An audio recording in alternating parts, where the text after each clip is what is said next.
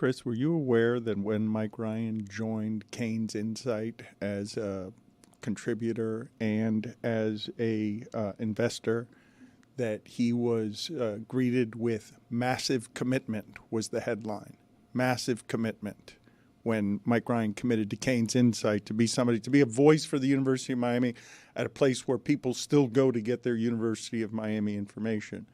He is a foremost authority, and I wish to ask his unbiased opinion on what Ian Hest has tweeted, which is that Notre Dame lost to Northern Illinois. Miami lost to Georgia Tech. Notre Dame's FPI is 10. Miami's FPI is 6. Notre Dame's strength of schedule is 78. Miami's is 19 spots higher, 59. 19 spots better, I should say, at 59.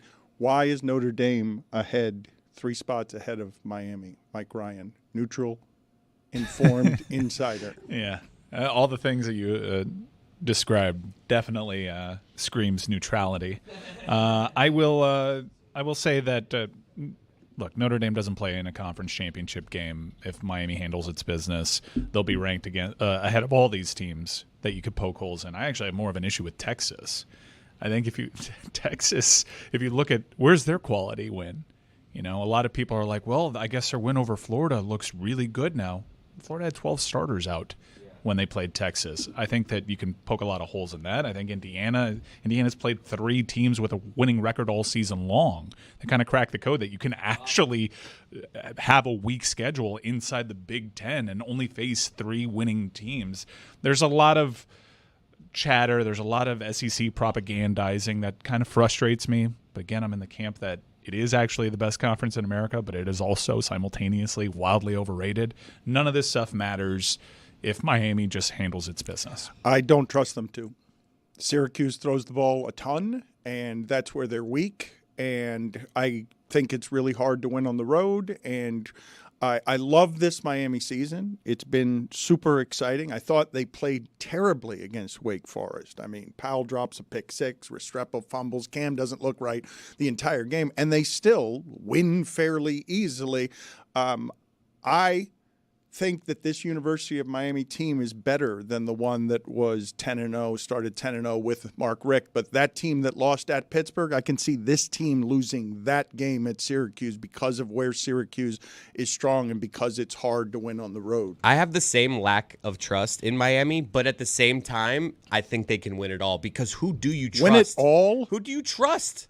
You've got to win it all. No, I'm not saying they're going to win it all. No, but win it all. It's not that I don't trust. It's that defense is never allowed to win the championship. Never since I've been watching college football. Who do you trust? And I say that about that defense, even knowing that Wake Forest didn't have like a completion the entire second half. Whatever it was plaguing them in the first half was not plaguing them in the second half. I'm right there with you on the defense. While they were, to me, clearly the best unit on the field for Miami, for a month and a half, Miami's run into opponents that know exactly what to do to attack Miami and get the best results for their offensive game plan. You force Miami outside the hash marks, you make them make tackles in space, and Wake Forest just decided to attack the A-gap all game long. Kiko had to stay within the hash marks, and just it was the perfect opponent and really a truly horrific game plan by Wake Forest. So I think it's fair, even after probably the best defensive performance of the season, to still have your questions because Miami is going to get challenged by teams to actually show that they've improved some of their weaker aspects. I don't think Wake did that. That being said, I'm not sure Syracuse will do that either because they're pretty tied in their identity. McCord likes to hold on to the ball and then freak out at the very last second. He throws the ball quite a bit. I think he averages more passing yards per game than even Cam Ward. I think that team throws more than any in the country. I think it's going to be another defensive line game. The D-line in this game is going to have the opportunity to get home. I'm encouraged by the opening line there, and if I told you before the season, year 3 of Mario Cristobal's program, all he has to do is beat Syracuse on the road to get to Charlotte. Every single one of you is taking it. How does the ACC determine who plays for the conference championship? The tie-breaking scenarios are kind of complicated, and I was running through this, and I think all the power conferences, Billy, need to take a look at this because we're seeing Indiana make it to a college football playoff in the impossible situation of we're not exactly sure how good they are, and they haven't been tested in what was supposed to be the most powerful conference in all of the land. There's head-to-head tie-breaking scenarios, but there were also tie-breaking scenarios in which you had 4 teams that probably would have been in the mix, and only 2 of them played each other. It needs to be looked at. I think divisions are a way to fix it, but to answer your question, SMU is in the championship game, already headed to Charlotte. Miami will be there if they beat Syracuse. If they lose, Clemson's in. Stugotz. Clemson's only ahead of them because right now they've played more. Yeah, games. Clemson's done with their ACC schedule. Okay. How do you like Stugotz coming in here to tiebreaker talk? And there was somebody talking love about a good tiebreaker. Somebody was talking and about an A gap. Somebody was talking about an A gap when you came in. Football. Everyone's ready to get started.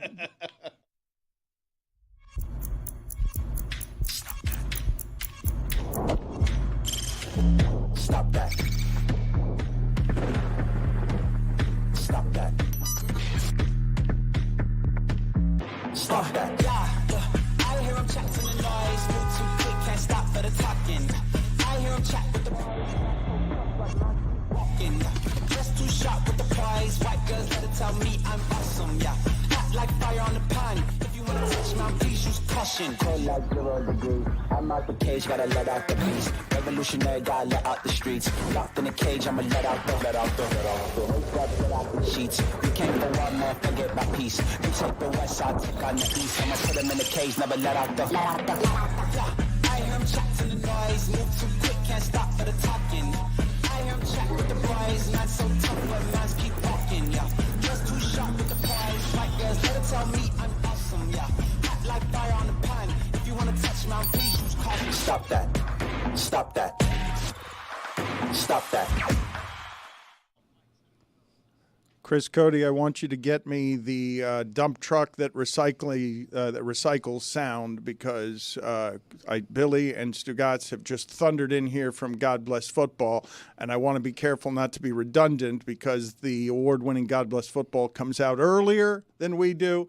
And I don't want to get leftover materials on their best stuff from the Duke and from Stugotz. So how much in the mix talk did you do on God Bless Football that the Dolphins are now firmly in the mix? We did not do any 0. in the mix talk. We didn't even talk about the Dolphins, really, to be honest. I said one throwaway statement. Dolphins played the best game of the day yesterday. Like start to finish, they were the best team in the NFL yesterday. Mm-hmm. Yep. It's a high wire act, Yes. and I feel like we do a pretty good job, and I knew this is what we're probably going to be doing in the local hour today, in the Max Hour today on YouTube and DKN and Peacock and all the places you can watch it. So I said, you know what? I don't want to say I'm saving it, because I would say still check out God Bless Football. A lot of fun today. A lot of fun. Lucy's on there. We're talking about some college football. But we saved that for you, Dano. Mm-hmm. And so how much victory lap are you ready to take today? Because you told us all they would be 5-6. You told us all they would be in the mix. And I want to see where you are firmly entrenched on what this team is going to be. Because I don't know what the weather is Thursday in Green Bay, but that would be your test. Like, that would be an excellent place for the season to take one shape or another if you can go to Green Bay and do what you did against the Rams, because you still haven't beaten a good team this season. Is it crazy to say that this game could potentially be the biggest game of Tua's career? And I say that because he can dispel so many of the doubts this weekend if he goes into a cold, bad weather Green Bay national TV and pulls off a win to get them back to 500, which is kind of like this part of the statement that is not great, but like there's already people talking about how important Tua is to this team. You see the Matt Ryans of the world saying no one is more important to their team than Tua is. So if you can go out there and you can win this cold weather game, I feel like it's an injection of confidence, a boost, Dan, that you can take moving forward and say, you know what? When the Bills overcome the Chiefs and then you go back and first round potentially is back in Kansas City or a rematch from last year's playoffs in the first round, then you know you can do it in the cold, potentially. However, here's the flip side. Oh, boy. And this is the dirty part that we don't want to talk about, that no one wants to talk about. The flip side. Flip side. Mm-hmm. This is the spot where Tua gets a concussion every single time. Oh, Jesus. National game. No one wants to talk in about the it. cold, I mean, no when one wants to talk everybody's about it. watching. No one wants to talk about Nobody it, but talks this about is it. prime concussion time for Tua. So we need to be very careful. Because it always happens in this exact scenario. No one wants to talk about it. No one's talking about that. But this could be the biggest game of his career if he is to survive it. He played in Kansas City last year. I mean, playoff game. Okay, but I don't even know. Is this the right? Time to throw away all journalistic credibility and get reckless. A little late. Here is something we like to call reckless speculation. You're good? I don't know if that's the right sound or not. I don't have the. It needed something that sound. It's not reckless. He's just pointing out a trend. And Well, it's pretty but irrefutable. Yes. Was it even him, though? I couldn't tell because there was a mystery voice speaking there. Was that Billy? I didn't hear who said that. It seemed like he was in character. Those I are the say? people who want to talk about it, but they're not talking about it. I just said this Yeah. could be the biggest game of his career, potentially. That's what you said. But then in a different voice, you were saying this is the spot that this is the spot that America frets for him. Who said that? Like right before Thanksgiving, Thursday. On Thanksgiving. No, I'm sorry. On Thanksgiving. Oh, no. Oh, no. Yeah. No. Yeah, family gathered around the No. TV. Yeah. Yeah. It's a late one, though. We talked about this. This is the late game is when everybody's kind of A lot of napping. Yeah. tryptophan. You know Yeah. what I mean? Everybody's already kind of like, Yeah. Yeah. What's interesting is that the post-game message from Mike McDaniel to his team was all about playing on Thanksgiving against the Packers in this moment. He and Calais Campbell they were gassing this game up. They were immediately on to Green Bay. Thank you for mentioning Calais Campbell because evidently, and this I haven't seen a whole lot around the cold business of sports. Let's talk about the story here at the center of the Dolphin huddle because Calais Campbell deserves a better ending than the one I think the Dolphins are going to give him. But it's not a better ending than the one Calais and Mike McDaniel seem to think that Calais can have here instead of with the Ravens because it would have made a lot of sense for them to just trade the oldest player in the league to the Ravens who could have used, hey, that dude's been a menace off the edge and up the middle of your defense because he's bigger and stronger than most people, and he has been for about 10 years, maybe longer. Yeah, probably longer, right? What is it now? We're looking at almost 20 years with Calais Campbell if you go back to watching him at the University of Miami. The Dolphins decided somewhere between 2-6 and 4-6 that their season could be salvaged. And at 5-6, Stugotz, even though it's ridiculous to talk about what Billy's talking about, which is 12 games in, you're 6-6. That's not what this season of expectations was about. But the 49ers feel different at 5-6 than the Dolphins do at 5-6 because when Tua plays for the Dolphins, what Billy says is right. Matt Ryan is saying no player clearly is more important to their team than this one is because the offense looks completely different. Stugotz, they've been playing.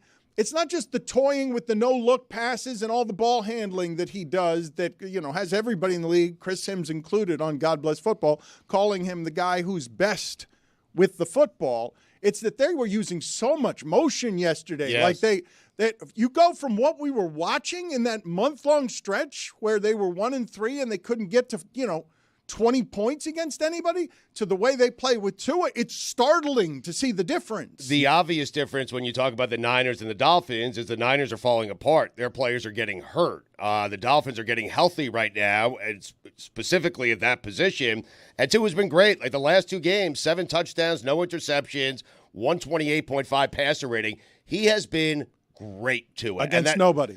Against nobody. But, Dan, you know what? Waddle looks better. Jonnu Smith is amazing. Like, the team just looks better when Tua is running that offense, obviously. Dan, to your point on motion, it was their highest rate of the season yesterday. 93.7% of their plays had motion.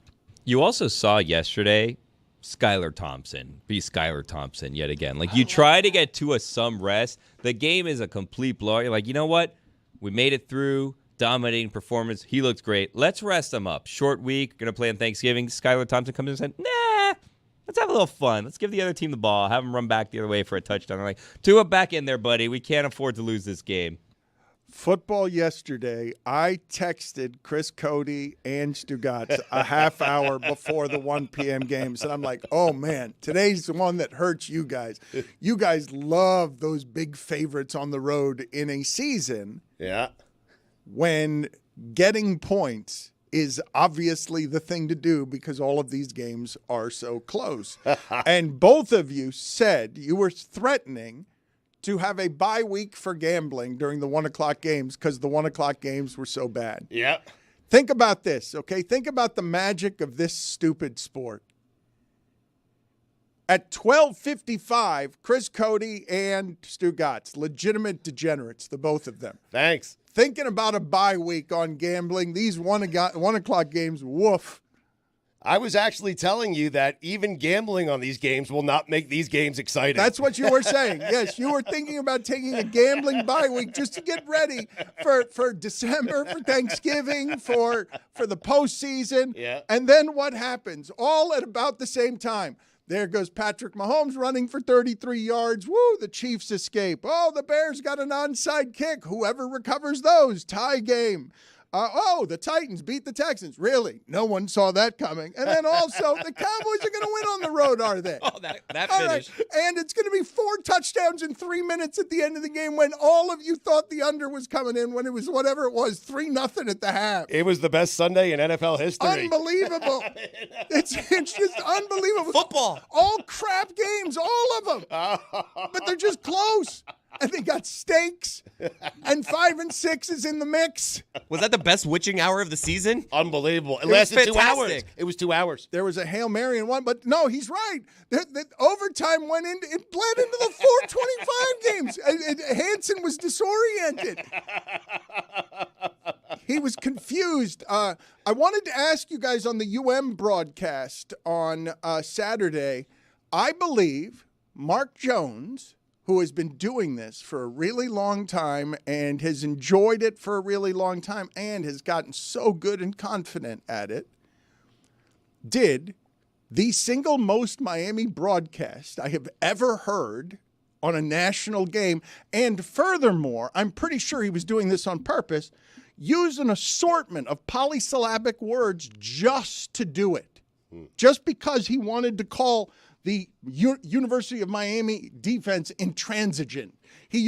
Somebody fumbled and he's like, oh, he regurgitated that one. He did it like a dozen times, and I'm convinced he's playing with his friends where he's like, I bet you I get this word in today. Like he's fooling around because they're words I've never heard on a sports broadcast. Definitely a Miami broadcast. Gave the location of the stadium, Dan Marino Boulevard, 27th Avenue. Oh, Not a Carroll single City, person. Carroll City, Liberty City, Overtown. Miami Gardens. He was saying where he got married.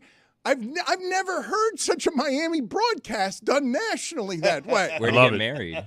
So it's a church nearby. He was going to have service there the next day at 10 a.m. But that's a key. You like the broadcaster to kind of know the city of the team that he's calling, right? No, he knew it too much. The lay of the land. He knew too much. He was showing off. But can you guys get him on for me? I want to ask him both these questions. It seemed like he was fooling around with his friends. He continued to use words no one uses on a sports broadcast. And I'm thinking to myself, oh, this is Mark Jones who's just bored. He's just bored at the end of the season, and he wants to amuse himself because he's better than Miami Wake Forest. Should be doing what are you making faces at, Mike Ryan? Wake Forest Top games. 10 matchup right there. You got Right. better than Miami Wake Forest. Yeah. It was one top 10 team and Wake Forest. Nobody wants to watch Wake Forest on the national game. Put it on the poll at Le Batard Show. Have you ever wanted to watch Wake Forest on the national game in football? The Deeks. Roy, that still gets you after all these years. Yes, it does. Absolutely. After all of these years, him just saying the Deeks, Roy, it has no reason within any reasonable realm for you to still find that funny after 20 years. It will forever. Something that you mentioned on the Shadow Show as it pertains to Miami's defense, you said, when does that defense ever have a shot? Jeremy and I were looking through these CFP scores. They're bad defenses aplenty. Like always. Yeah. You need to score like 45 to have a shot to win this thing. There has only been one team in the history of the college football playoff era to win a national championship game with fewer than 30 points in that game, and that was Alabama the year they won in overtime against Georgia with Tua Tagovailoa. How many teams in college football do you trust on both sides of the ball this year? None. This is the thing, though. Okay, look, I would have liked Indiana to not have special team calamities this weekend because I would have liked to have seen Ohio State tested by Indiana. That game didn't appear close because they had 2 intergalactic mistakes on special teams, and then they were winning, and then they're down very quickly, and Right. Ohio State wasn't even able to be tested. I would have liked to see more Indiana, but where I see flaws everywhere, because Notre Dame, you can make the argument that they look better than anybody, and they lost to Northern Illinois at home. Who lost to Ball State, which is the worst team I've ever seen in my entire life. Miami beat Ball State 62 to something, and so, yes, all the teams are flawed, and Oregon went to Wisconsin and barely won. But they won. But among the top 12 teams that I'm looking at, I've seen very few weaker total units than Miami's defense. I think that's a safe criticism, but I also think it's not something that they can't overcome. It might be matchup dependent. Like they ran into opponents for a full month that were just attacking their weaknesses. Everybody left on their schedule potentially is a team that'll stick to their identity. I think that they're going to have to ascend. They're going to have to get some guys back. Tamari Brown might help with that, but like we've been saying for the last few weeks, I don't see a dominant team in the nation. And I think if Miami gets a C-plus effort on defense in those crucial games, that's all it takes. They've got a shot. And here is where I would like you to help me out. Because while I am on board with the idea that the SEC is overrated, but I'm also soaked in the bias of many years of watching all the best athletes go to the SEC. I just saw Alabama not do anything against Oklahoma, and it was disorienting to me. I didn't even understand it. Oklahoma, I thought, was a bad team. They stink. I thought Oklahoma was bad, and then all of a sudden I see a quarterback who's been running all over the field, Alabama, all of a sudden gets 7 points, and I'm confused by it. But from what I've seen of all of them this season, I really don't know whether it's my bias talking or not here, Stugotz, because my bias should be toward whatever the University of Miami is. I would make them a 7-point underdog against a Georgia. So I've seen those things, and again, with lines, you never know because the motivation there is to get action. But I've seen like college football playoff insiders has matchup predictive analysis, and they got that within like 4 points. So Georgia's was in a 10-point game against UMass in the third quarter. Right. Georgia, like you could if. Georgia DJ was Lagway, they're a hammy injury away from losing at a neutral site to Florida. Like, Georgia is not the same team. I don't think anybody is really all that good. Maybe you can feel the best about Oregon, but they were in a dogfight against Idaho to start the year. But Georgia's losses came against Mississippi and Alabama. Alabama lost to Vanderbilt. Texas has some bad losses or a bad loss on their schedule. Texas doesn't have a good win. I'm telling you, no, they don't Miami's have a good resume. win. But Georgia doesn't have a bad loss, I guess, is what I'm saying. It's just where are we going with the losses? A bad loss is still a loss. Okay, this is what I will be willing to say then. What I have seen from the University of Miami this season, and saying it's the best quarterback production they've ever had. It's the best offense they've ever had. If they're to win anything, it's because their defense will have to be something that can be overcome by its offense being the best. Their defense being the worst has to be overcome by their offense being the best. But from all of the University of Miami teams that I have seen play for and win the championship, legitimately compete for the championship, if this team were to have done so, it can only be because it's the most diluted, weakest crop of parity that you've ever seen in your life. Because this Miami team doesn't look appreciably better than the others to me at anything but offense. What you're saying doesn't really compete with me. Most diluted parity. What I'm saying parity is not a dilution. That's not a championship team, is what I'm saying. That defense is so bad that cannot. Sure it is because you grew up most of your life. Championship teams looked like that. Look like the teams this nation. You and a lot of your media brethren need to break yourselves of what college football looked like for the last 20 years. This is not the monopoly of the SEC where they play by different rules and all the guys getting drafted essentially go to 4 schools. The talent opened up. Pavia's in Vanderbilt, and he and his boys are going to be a pill for you to swallow. Like, it's a difficult, different day and age, and you're going to have teams that you would maybe assign an A- to instead of an A+ that are going to win these titles. But what Dan is saying is he has seen, in his opinion, and he's entitled to that, he is saying he has seen Miami teams that didn't win the national championship, and I agree with him, the Testaverde team, that didn't win a national championship, that's better than this team. More talented than this team. We're several years into this whole new world. Right. Washington was playing in the national championship game last year. We saw TCU lose 65-7 in a national championship game. We've seen them go to the very heights all the way to the bottom. You guys got to understand it's a different sport now. All right. Okay, and that's what I'm saying is the only way that they can win the championship. If it's such a different sport that defense can be a champion, when in my lifetime, no, it can't. Second greatest team. The entire time I've been living, that defense can't be a champion. And the second greatest football team I've ever seen was Joe Burrow's LSU. I love playing this game. Name a defender. Agreed. Name a defender on that team. Stingley was the best defensive player on that team. That was an overwhelming offense, more overwhelming than this one. That was an overwhelming football team, not playing a bunch of close games against 5-6 and 6-5 teams. Who isn't playing close games? There's close games about. We just saw how many 4 teams in the top 10 lose to unranked teams. Winning is hard, harder than ever. I am going to continue to tell you guys and the audience, as someone who has been an advocate for how much fun and how interesting this team is. I did not believe that the Mark Richt team looked in any way like a champion over the course of that season. This unit that the University of Miami has, and I'm talking about their quarterback when I say this unit, but I'm talking about their offense when I say this unit. The quarterback. It is better than anything I have seen do offensive production at the University of Miami.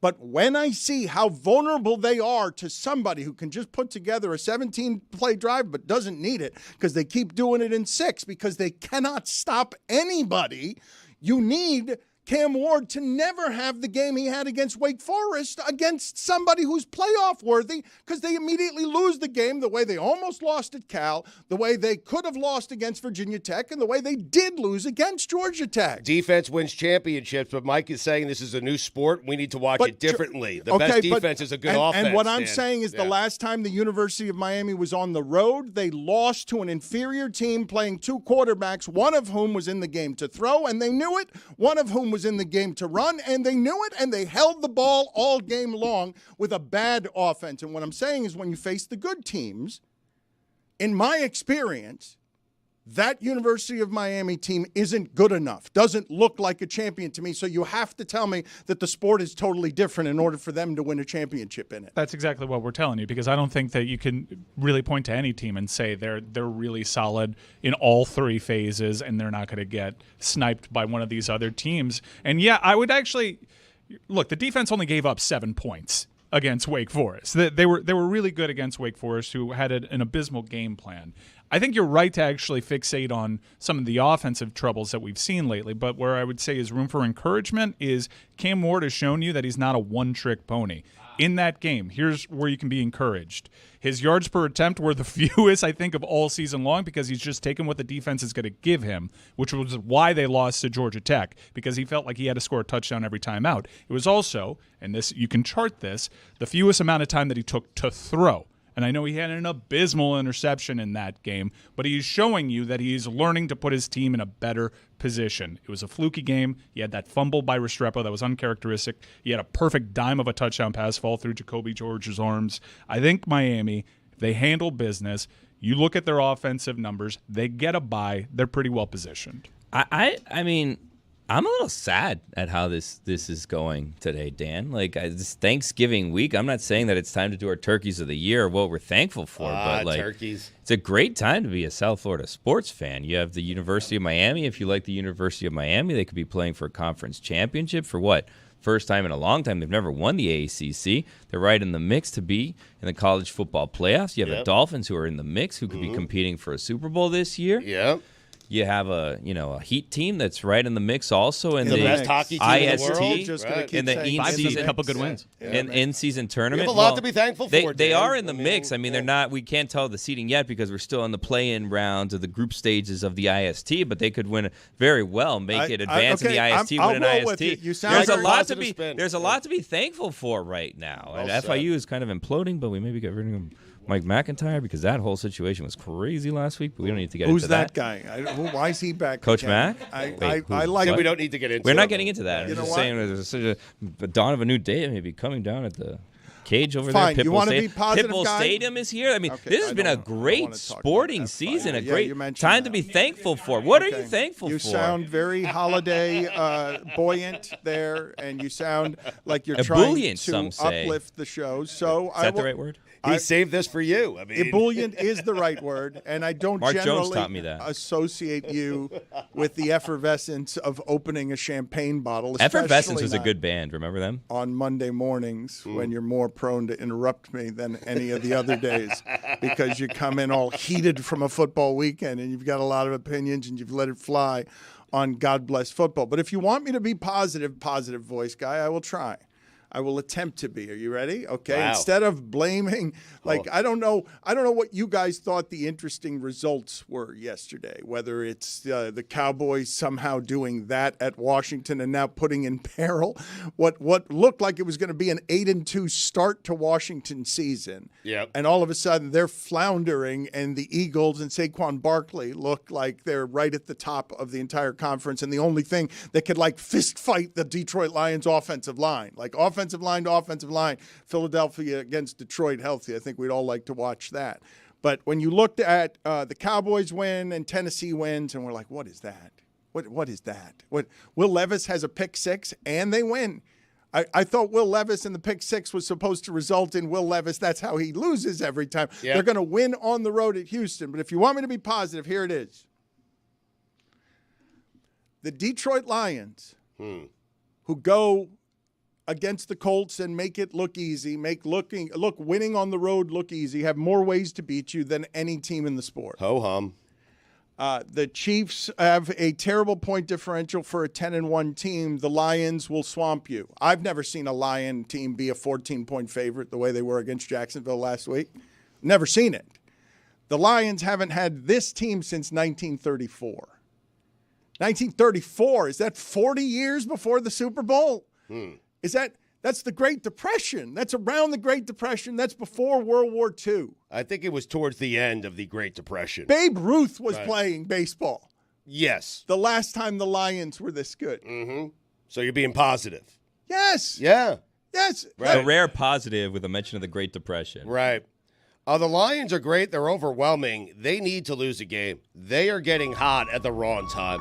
I'm telling you right now. They might want to sprinkle in a loss, and Dan Campbell needs to tell his players what if are you're you getting doing? hurt, get What hurt are you this doing? week. Why you already did this take on God Bless I did. Football? Yeah, Why? twice. Just why- knocked out two back to But back. Billy set me up. He told me to give you the fastball. I did. It's so disrespectful. The catcher called for the No, number no, one. no, I mean, he gave me number listen, one. It's so disrespectful. One finger. Listen to me. What you just did. He went like this. You reheated that cold shit you did at God Bless Football. You reheated it, and you did. Eh.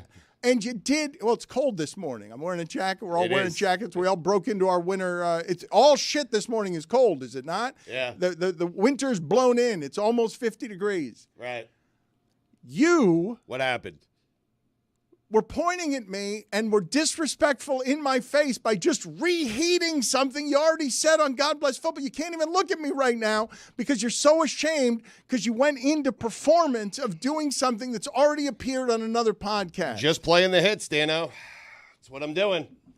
I'm telling you, you've won 9 straight. You might want to mix in a loss before the playoffs, reset. The team gets grounded. What do you It's do- like Mike now Tomlin. you're He re- loved now- that now, loss. Now you're recycling the take that you just had seconds ago. You know what Tomlin loves to do? He loves to reset. He loves a good loss. It grounds All right. his team. You mentioned Mike Tomlin. This was I'm in charge. We're not good enough. This was the best thing that happened in football this weekend. This is Mike Tomlin being asked about Antonio Brown during a press conference. Antonio Brown tweeted out that he wants to return to the Steelers and he'll play for free. Any thoughts on that? Walks off. Can you guys just keep playing that? Just play it a couple of more times so that I can just watch his face. It's the correct way to handle everything there. Antonio Brown tweeted out that he wants to return to the Steelers and he'll play for free. Any thoughts on that? Antonio Brown tweeted out that he wants to return to the Steelers and he'll play for free. Any thoughts on that? Antonio Brown tweeted out that he wants to return to the Steelers and he'll play for free. Any thoughts on that? Billy, what do you make of Calais Campbell not being? We are getting the positive, syrupy Thanksgiving stories of Calais Campbell was not traded because Mike McDaniel stepped in. See? That's the guy right there. He has faith, Dan. He didn't give up on that team. He stepped in. They were about to trade him to the Ravens, and he said, no, we're not out of it yet. You know why? We're in the mix. It's interesting that he gave that much, Mike McDaniel, there, because he could have just been like, oh, we're moving on. Yeah, there's a lot of deals that almost happened. He gave voice to, yeah, that almost happened, and I threw an adult temper tantrum. Yeah. That's his exact quote, which is pretty cool. The idea that we have gone from the Dolphins were 2-6 and going to play at the Rams, Stugotz, and if they'd lost that game, the season would have been lost. And then they have 3 games against 3 teams that aren't very good. The Rams are the best of them, but the Raiders aren't any good. And now we are officially in an era where the Patriots are to the Dolphins what the Dolphins are to the Bills. Tua's 7-0 against the Patriots. The Patriots can't do anything against Tua, and Tua can't do anything against the Bills. And in the division, that makes some of the hope of 5-6 flatten when you think of the Bills being 4 games up or whatever they are in the division. I thought I saw a stat yesterday that Tua is undefeated against the Bills. Or he's undefeated against the Jets. He's undefeated against the Patriots. That's true. Can't beat the Bills. I think he has 1 win against the Bills. He has 2 games left against the Jets, though. So, I mean, the Dolphins have a real shot to be a wild card team here. They do. And I view that, and I got to be positive about this, but I view that as a bit of a purgatory when you're that much worse than the team that's top of the division, going to get the bye, and now you got to beat. You understand? Like I understand that, like what we just did with college football, we could do it with the pros. It's the genius of football. I'm telling you, professional football. This is the genius of it. You're in a playoff game, and tomorrow you have to play the Texans. We got a shot. No matter who you are, we got a shot against the Texans. And so you can talk yourself into, yeah, the Dolphins can go on the road and beat Baltimore and beat Pittsburgh and beat Houston and beat the Chiefs. And then you don't win a playoff game for 20 years. Like, because you're not quite as good as the Bills. You're not as good as the Bills. Hard stop. But, Dan, one of the reasons I'm saying this team has a chance, they have 2 with the Jets, they have the Cleveland Browns, they have San Francisco who's banged up, and they actually go to Houston and they play Houston. And Houston's a team they're trying to track down in the AFC. And so there is an opportunity. I'm not saying they're going to get it done, and I understand what you're saying. If they get there, what are they going to do? But there is an opportunity to get there. And if I told you that 4 or 5 weeks ago, you would have laughed me out of the room. In fact, you did. Well, you did. You guys did say this. You said the schedule was going to do this exact show. What do you consider a success? Because like if they make it to the playoffs and they win a game, is that a success? Because like they're not compared. Oh, yeah. They're not at the same level as the Bills in terms of their record, right? But like they played the Bills a couple weeks ago, pretty tight, and we were even discussing should they have gone to 2 for a 2-point conversion to win that game. So they played the Bills tight. I mean, aside from the Bills tight, Billy, they played the Bills tight. Yeah. In a playoff game with Skylar Thompson. Well, he was the reason they lost that game. But they always lose to the Bills. The Bills are better. Look, we're not going to have this discussion. No, the Bills are better, but what do you consider a success? Super Bowl or bust for the Dolphins? Because they're not there. The fact that we're still talking about this team 11 games in, I can consider success from 3 games ago. But you do realize last year we were talking, Greg Cody said they're going to win the Super Bowl. And this season of expectations wasn't 5-6, 11 games in. Like this, but it was they supposed lost to be their quarterback. It was supposed to be a given that they would be at least here, correct? Like not 3 games back in the division, at least here in the mix, 12 games in. Yeah, if they didn't lose their quarterback for 4 games. Like they lost their quarterback for a significant chunk of the season. And went 1-3 during that. Correct. That's why. But they've got 6 losses. Like they've got 6 losses 12 games in and haven't beaten a good team yet. Like what? Show me. They beat the Rams. You saw what the Eagles just did to the Rams, right? Now I've gone negative again. Right, not certain the Rams are any good. I mean, no, your point about they haven't beaten a good team yet is totally fair. They haven't. I'm just picturing what this league would be like if all teams thought the way you want them to think. But we're the 7th seed. We're not even going to play that playoff Forgive game. me. The Chiefs wouldn't have played a playoff game last year. We're never going to win the Super Bowl. Let me say it a different way then. Let me say it a different way. Okay. The country does not believe that the Miami Dolphins can beat a good football team. The country, that is. They don't believe in the Dolphins. I don't believe in them. Are you including Miami? are you? I'm saying the country does Right. not believe that. Look, this has been the narrative for 2 seasons, Stugotz. It hasn't changed. The country doesn't believe that Tua can win you a road playoff game playing well. That has not changed. It maybe changed in Miami.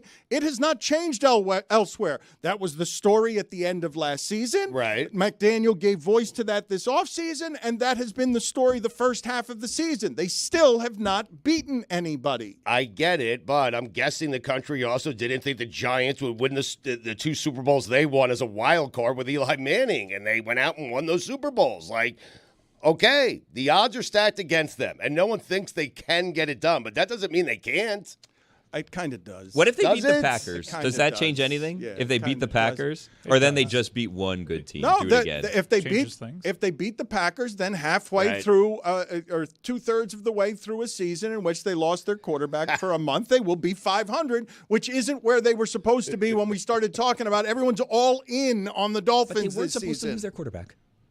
They weren't supposed to lose their quarterback. Well, That's what we're forgetting. you're predicting that they will lose their quarterback Thursday I am night. not. No. Who said No. Let's just get ahead of this right now. I am not predicting they will lose their quarterback. I do not want them to lose their quarterback. I am not rooting for anyone to get injured, okay? If said thing should happen, do not come at me. Billy was right. Billy's happy. None of that. I don't want this to happen. I'm just saying, historically, this is when it does happen. That's all I'm saying. I don't want it to happen. I'm not predicting it. I'm not rooting for it. I'm rooting against it. You're Very clear. strongly am Look, I rooting Billy, against this happening. Billy, I'm sorry to have done this to you, but you are cornered, okay? Because I am not. you have put all of the packing peanuts around it that you can. I'd put packing peanuts in his helmet if I could. But you predicted earlier No. that this is the situation that this always happens in. And we all recoiled. We recoiled as a show. No. Do you know how rare that is for all of No. us to recoil as a show? No. We did. That's like saying Jim Cantori is rooting for Category 5s to hit certain spots so he can be right. No, he's just reading a map. That's all I'm doing. I'm just reading a map, and I'm telling you how this has gone historically in the past. Potentially, this is something to look out for. I'm not saying it's going to happen. I'm rooting for it. I want it to happen. I don't want it to happen. I'm rooting against it. I want to be wrong. Dan, I'm like you. I want to be wrong. I learned from you. I want to be wrong. Let me say scandalous thing and then say, I want to be wrong. I came in happy today, legitimately happy Really? to talk about the Dolphins. Yes, because I'm wrong. Because when they went from 2-6 to 3-6, they did indeed save their season because you were right. You said they would be easy games against the Raiders and Patriots. And I'm like, easy games? They're the easy game on everyone's schedule. And now they are 5-6, and we're doing exactly the show that you predicted a couple of weeks ago maps. we would do. I hope on Friday we're not doing the show you previously predicted we're going to be doing on Friday because Tua's hurt again no on such Thursday thing. night. We won't be. It's a holiday. Also, that Tomlin video, totally fake. What?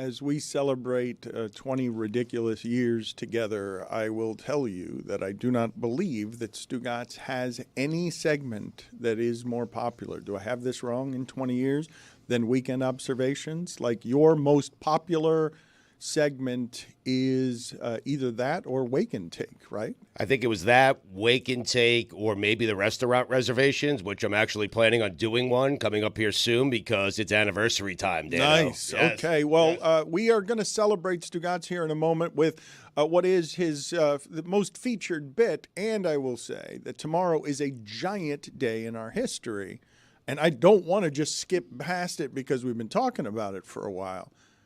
This book is a real thing, and Stugotz wants it to be a New York Times bestseller, and we want it to be a New York Times bestseller, and it launches tomorrow. Like, the pre-orders are crazy already. All sorts of gifts to the people who have gotten in early, but this thing is happening. I've seen the book. It exists, and tomorrow it's no longer a broken promise. It's not a lie anymore. This is a very real thing. Stugotz, beginning tomorrow, is going to officially be a published author. Most of the material is borrowed from his author friends. Not most of it, just about all of it, yeah. I would say 99.5% of it. Regardless, the book is going to come out tomorrow, and we're going to celebrate that tomorrow in a big way. I am super grateful to Dan Stanzik because if not for him, this book doesn't get done. So I am grateful to him, all the people that contributed to this book, and all the people on social media. I was moved over the weekend to see how many listeners actually purchased the book. So I thank you very, very much. Tomorrow's going to be a very exciting day. What just happened there? I don't know. I got caught up in the air. I have Weekend Observations coming up. There's a lot going on in my head right now. I had a stroke, all that stuff there. So listen, I just want to say 20th year. I was moved over the weekend. It was nice. It was a relaxing weekend. The Jets weren't playing. I watched former Jets perform and excel all over the NFL. Sam Darnold, Geno Smith, just to name a few. And I really had some time to reflect on the last 20 years and what this audience means to me. And this audience means everything to me. So thank you. It is very cool. Billy doesn't seem to believe you at all. He seems to be skeptical back there about whether the... Not at all. He always is. Yes. Oh, well. That's not true. Before we get to Weekend Observations, I will say, I don't know that I've had a bigger surprise all year anywhere in my life than Stugotz showing up for that Flanagan's thing. He Felt does the same about you. He does genuinely appreciate you. No, the expectations for us are different. I arrive after the first quarter. Dan, where were you? You're late. Stugotz arrives at all. Giant celebration throughout the parking lot. The expectations are different. You figured it out, buddy. Like you have set them low, Dan. You have the game played perfectly because tell me, I was not the only one. You guys have had give me a bigger surprise that you guys have had. Mike's experience with the coffee table might be one.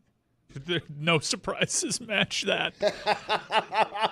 The movie, The Coffee Let Table, me tell I you should something. say. If Anthony Jeselnik tells you, I found this movie to be a laugh riot and I smiled the entire way, that should be a pretty big red flag. Right. Dan, but I've been telling you because Billy and I have been making the tour around the United States. We've gone to Kansas City. We've gone to Chicago, Arizona. I went to Detroit-ish. And I am telling you, the outpouring from the fans during our 20th year is something you need to experience, and I'm glad you had the chance to do so last week. That's why I went. I wanted to talk to our fans. Our fans have been great to us and loyal to us for 20 years. So tomorrow we're going to ask for more of that loyalty as Stugotz tries to butter you up. Before we get to Weekend Observations, would anyone have had any objection? Because I would have done this. I'm not saying that I'm better than Jerry Jones about anything when it comes to how it is you get publicity for your vehicle. But yesterday, as McLaurin is running down the field when he's got 11 Cowboys in coverage and they've got no timeouts, if I were Jerry Jones, I would have run on the field and fired McCarthy before McLaurin got into the end zone. I would have made sure that I announced to the press before he ran those last 50 yards, McCarthy is fired right now. I don't care that they won the game. During the return, You cannot have that happen at the end of a football game when the other team has no timeouts and they have to go 80 yards. That does not ever happen in professional football. When McLaurin turns around, there should be 19 Cowboy defenders there ready to greet him. They had 11 guys in coverage. I don't understand how he ran untouched for 80 yards. That's a 0-0 score first quarter. It needs to be the last play of your career. That's it. You can't work for me anymore. It can't be that what the Washington Commanders did is their best player threw it to their second best player and he ran 80 yards untouched. No, fired, leave, don't pick up your things. I'll throw them on the front of yard. Get out of here, never to work again. I'd prefer to never see you again. Why are you I know our families are friends. I know we all love each other. You leave the facility, and I never want to see you again. But you're the owner, and you're going to his house, and you're taking his clothes, and you're throwing them on the front No, yard. I threw all his coaching things out of his office. But yes, if he had done that, I would have not convicted Jerry Jones for personally doing that as well. You can't. It's a big surprise that player threw it to that player. I would have fired him for winning. I mean, it's a bad win. Nothing can prepare you for the turn this movie takes. Nothing. It needs a trigger warning just to talk about the synopsis. So you saw a movie recommended. Look, Mike, you have a lot of things going on, and you do not put things at the front of the list for your consumption. You just watched The Coffee Table, the movie, because Anthony Jeselnik thought it was a laugh riot? It was on my list. I saw like all these aggregated top 10 lists, top 10 horror suspense movies of the last few years, and The Coffee Table is always talked about, but I always found it curious the way that people spoke about it because they're like, we can't tell you what happens in this movie. And I understand it, even though it's very much the central plot line.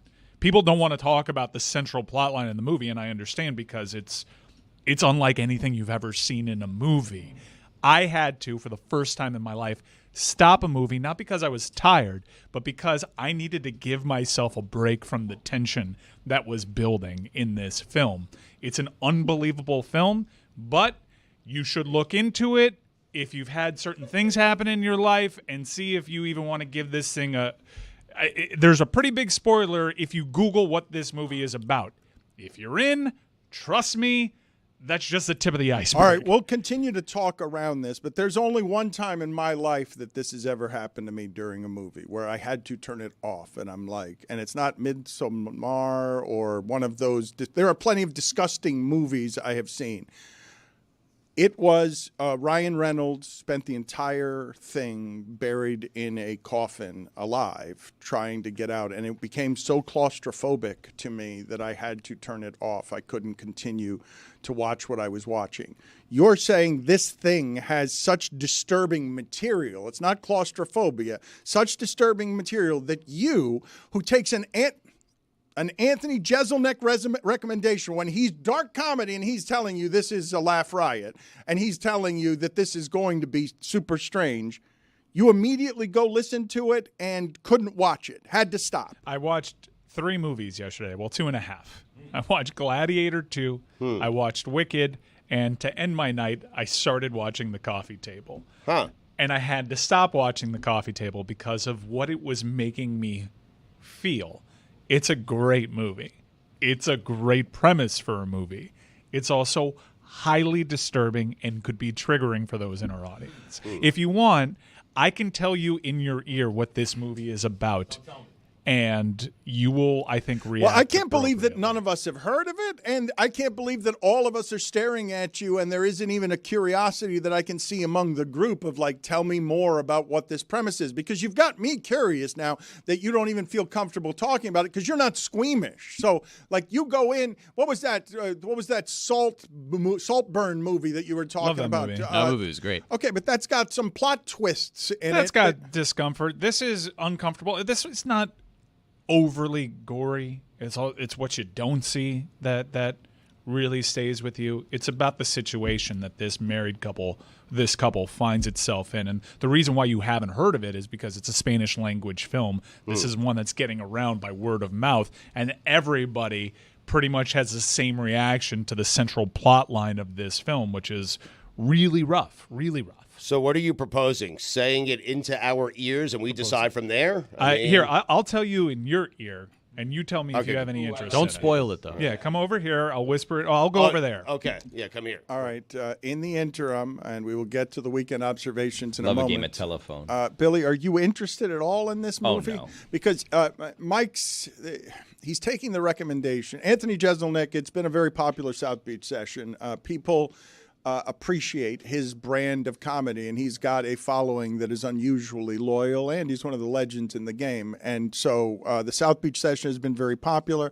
Mike Ryan watched it, which he never does, at least in part because he loves Jeselnik so much. And the people who follow Jeselnik, he's got a giant cult following of loyalists that's uncommon for comedy because they always find him telling the truth away from comedy. I've been meaning to ask you, and it's probably better to ask you off air, but we're here now. When you interviewed David Allen Greer, how did you not laugh? Because he was dressed like a train conductor. You thought I should have just laughed? I walked by a TV and I was like, what is going on right now? Because like it wasn't just like the overalls, there was like a kerchief around his neck as well, right? Like what was going on there? I don't know. You didn't ask? You weren't curious? I did not. Well, what would you have asked? You ask, how was the train ride over here? Something like that. Like what do you ask? I was taken aback. I asked him an hour's worth of questions about an assortment of none of different which things, related but to trains. none of them was about trains. None of them was about kerchiefs. I'm just watching Mike tell Stugotz this movie, and Stugotz is like shaking his head like I don't want to see this. Yeah, Stugotz. I want nothing to do with this movie. Watching Stugotz get that information was hilarious. Nope. Dan. Do you know what it is, Dan? No, I do not. All right, you don't want to see it. You tell Dan in his ear. Can I ask a question? I know nothing about it. Is it kid related? Ooh, hot cold game. I love this. Yeah. Listen, I don't want to see it related, okay? If it's bad stuff with a kid, I'm out. No one wants to see this. Nobody. In fact, Mike probably regrets watching it in the first place. Well, he hasn't watched all of it. He had to turn it off. Why would you? I'm going to finish it today. No, you won't. None of you have seen Buried with Ryan Reynolds? None of you Buried Alive, I don't think that people go to movies to feel bad. I would say I like to go to movies to just feel, or like to watch movies to just feel. But I don't think that most people want to feel bad watching a movie. I think when the plot gets going in this film, you would rather actually be buried alive than vicariously live through this situation that this couple. All right, put the train conductor on the screen right now. There it is, Billy. Now look at it. Are you happy, Billy? Are you happy? There you go. I'm just saying it never came up. It never came up. I didn't say anything. I didn't say anything about his overalls or his kerchief. Was he promoting his new doctor show? Because he should have gone in scrubs. He was promoting his new doctor show. He did not come in scrubs. That's what he came in. That would have made more sense. A lab coat, anything. Let's do Stugotz's weekend observations. Don't see the movie, Dan. It is time for Stugotz to share his game notes. No one in the media will tell you what happened better than my boy Stu. I got to be honest. I'm not certain I could do them. I'm rattled. Not the greatest judgment by us to rattle Stugotz right before his featured segment. Not great producing. What Mike whispered in my ear, that should never be whispered in anyone's ear. Not great producing. Wow. I needed somebody. Let me ask you a question, Chris Cody, executive producer. Should we coffee table this for a second so that Stugotz could gather himself? These take work. Wow. This takes an effort. He's performing. It's the most expectations he has with the segment. Do we need to stand down for a second and continue the show because we have left him in disarray? I say we push through. Weekend observations brought to you by Miller Lite. Great taste, just 96 calories, available for delivery. Man. Whew. Tough day. Dan, the last decade or so has been difficult on the book industry. Really, if I'm being honest, and I never am, the last decade or so has been tough on the written word in general. But Dan, this week, there is hope. Because, Dan, if I could do it, anyone could do it. My name is on the cover of a book that was written by Dan Stanzik and published by Random House. And, man, are they selling like crazy. And, Dan, just like that, make no mistake about it. For the first time ever here on Weekend Observations, books are back. Yes. StugottsBook.com. It has happened. It is going to happen some more in 24 hours. Just don't put the book on a coffee table. I never want to hear about a coffee table again. Ever. Now I'm more curious. Now I want to watch it. Don't be. I want to watch it more than I wanted to watch it when Jeselnik recommended it. Huh. I love a good helmet sticker. Put on the poll, Juju at Le Batard Show. Do you love a good helmet sticker? Dan, you know what the you know what the C in SEC stands for? I do not. I was thinking coffee table, but That's all you're thinking now. Chaos, yes. It is a bit of chaos. It stands for chaos. It is. Yes. There is going to be a 7-loss SEC team in the playoffs. Yep. Who does Harvard and Yale think they are calling their game the game? I mean, it's not the game. It's the game that no one cares about. The audacity. You're saying that Harvard and Yale might be arrogant? No. That they would think their game is the only game? I forgot who I was talking about. No. Rattle coffee table. No. Pablo does plenty of annoying things, telling people how often he went to an Ivy League school is high among them. Night game in Tempe. Tricky. Dan, you know what the T in Tempe stands for? Tricky. Good guess, but no. I understand why you would guess that, but it stands for tough place to play. When they're good. You already set a trap for me, and I went right into it. Yep. Reminder, the New York Giants picked Daniel Jones over Saquon Barkley. Bo Nix tried to tell you, Dan. You starting to believe? Did you try to tell us? I did. You did? Yeah. Okay. You believing? What are they, 7-5? Yep. Wild card team. I will tell you something that came over me yesterday that I was surprised by. Watching the end of that game. Oh, I trust Bo Nix more than I do Minshew. Oh, yeah. Minshew's a veteran, and I trust a rookie more than I trust. I was surprised by that. I was surprised it swept over me during Raiders-Broncos. You can't spell miss the playoffs without the MISS in Mississippi. That's a bad loss. It's a terrible loss. Don't look now, but the Florida Gators may have found themselves a quarterback. Mike Ryan, look at Mike Ryan got his backup when I said I was a bad loss. It's the best win on Miami's entire schedule is that Florida win. It keeps getting better. It keeps getting better over the last month. Not so easy to go in as a ranked team into the swamp, huh? Okay. Oh, but it happened in September. It doesn't count. Right. Dan Stanzik, using my idea, my takes, my name, and my relationships, which are really Dan's relationships, to write a book. Stanzik, I'm proud of you. And the Stugotz is strong in you. StugottsBook.com. It's happening, people. It's happening. Indiana played their way out of the playoffs, and the SEC played them back in. It's crazy what happened. That is what happened. Yes. They started the day in, then they were out, and then they were back in. What a day for Indiana. Are you guys with me at all on the fact that I would have liked to have seen those two special teams touchdowns? I'd like to have seen a different game from Indiana. I think people are going to dismiss them too easily. Dan, you can't spell in the playoffs without the IN in Indiana. Are we sure C.J. Stroud is good? He's getting sacked a lot, Stugotz. Yeah, he's throwing a lot of bad interceptions, but too. He's getting sacked a lot. I think know. those two things go together. I mean, maybe. He's got Nico back. Maybe. I think those things go together. I think your game gets a lot worse. He wasn't hit all that much the first season. It was weird. Right.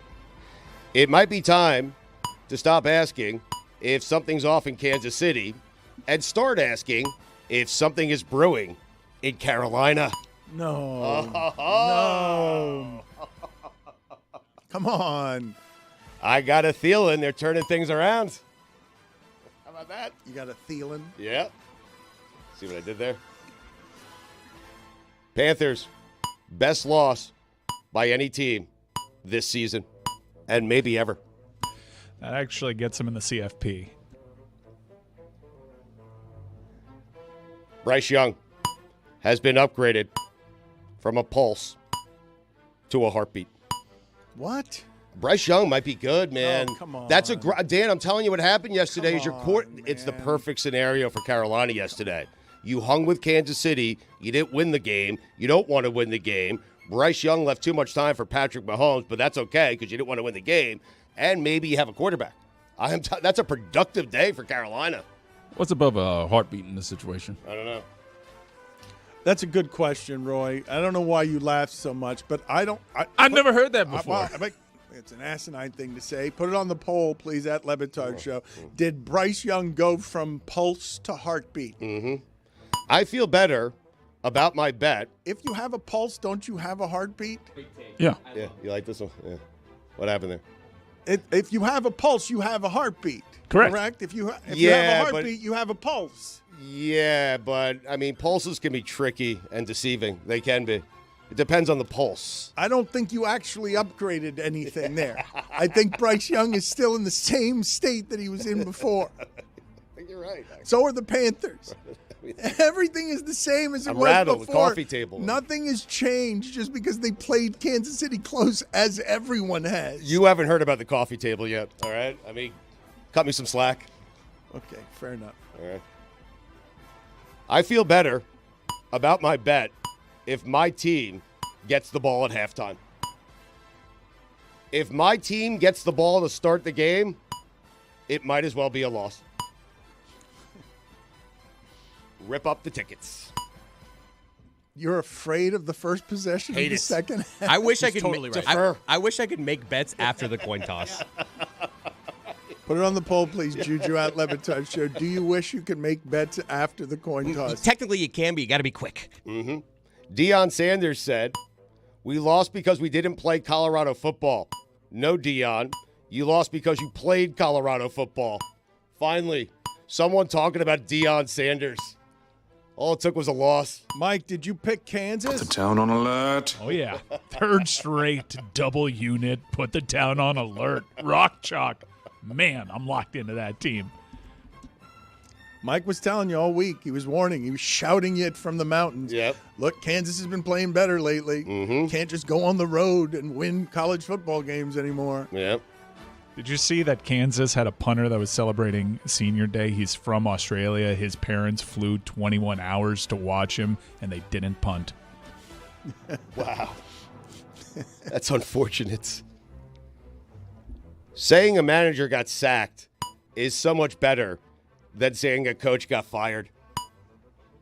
It is. It is. You know They what? sacked him. What is that, though? How does that originate? Is it someone placing a sack over It somebody? originates, Mr. Walken, from I've heard it in the UK. It's always like around It originates. soccer. And the anytime someone's losing a bad game, you'll hear the crowd sing "sacked in the morning." The thing You're I'm getting asking you, sacked does in it the mean morning." taking someone out in a sack? Is that what it means? I would assume that. Right. Yeah, I don't think it means Max Crosby is getting Jose Mourinho out. Like you move things in a sack? You clean out an office? Is that okay? I'm sorry to ask so many questions. That's how it originates. Yep. In honor of the top Jewish quarterback names, the top 5 basketball player names, if they were Jewish. Oh, wow. Okay. OLI, Victor Wembanyamaka. Oh, that's so good. Number 5, Corey Hebrewer. Number 4, LeBronica James. Number 3, Joe Mazzulla. Number 2, Shabbat Napier. Bravo. And number 1, Chris Bashashana.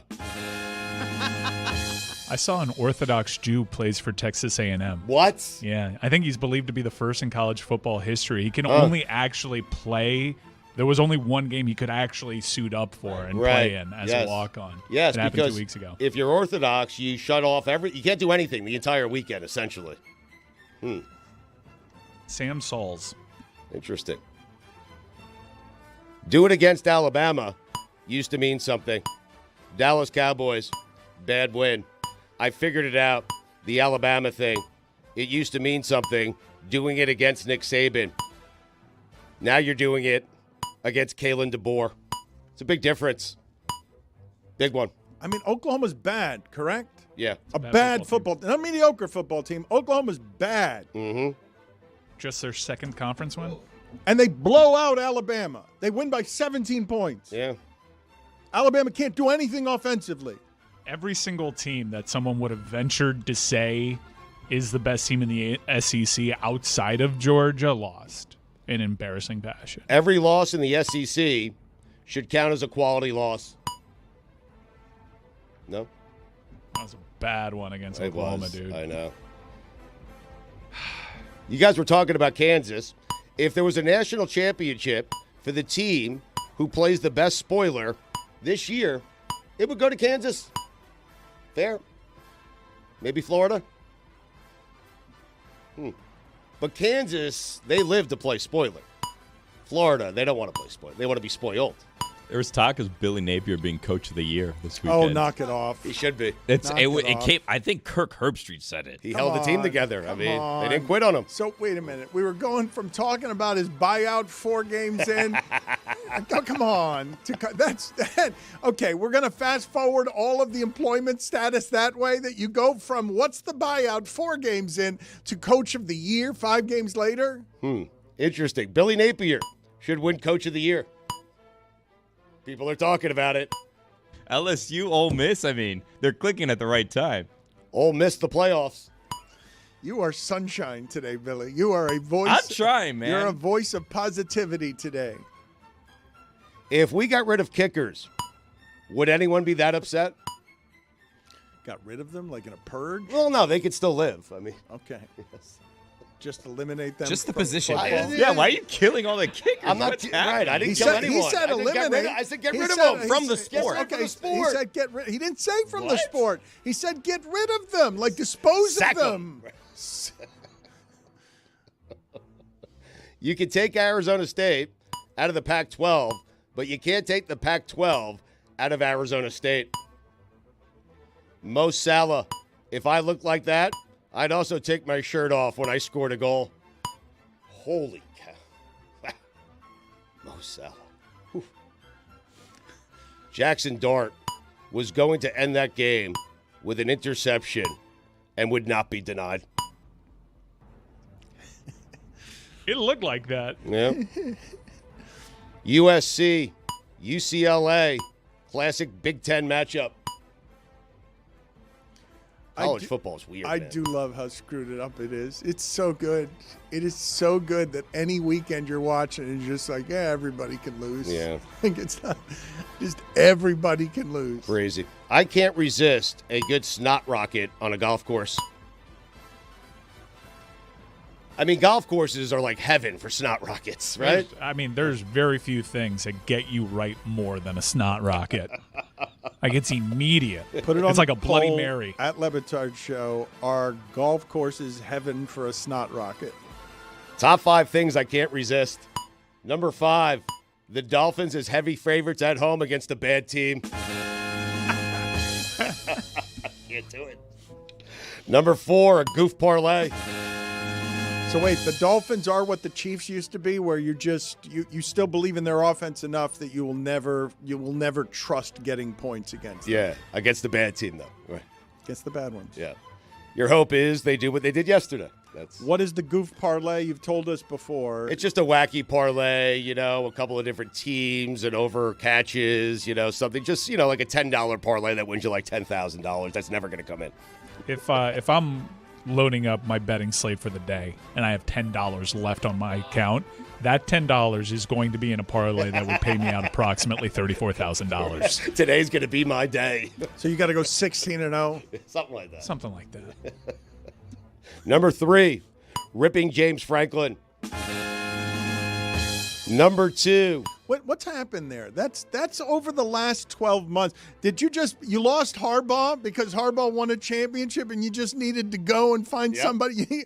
Like what? You turned on James Franklin from one day to the next, and you've been crushing him for 12 months. Yeah, what happened was Harbaugh won a national championship and then he left. So you needed to pivot. Yes. Okay, you didn't want to go after Day.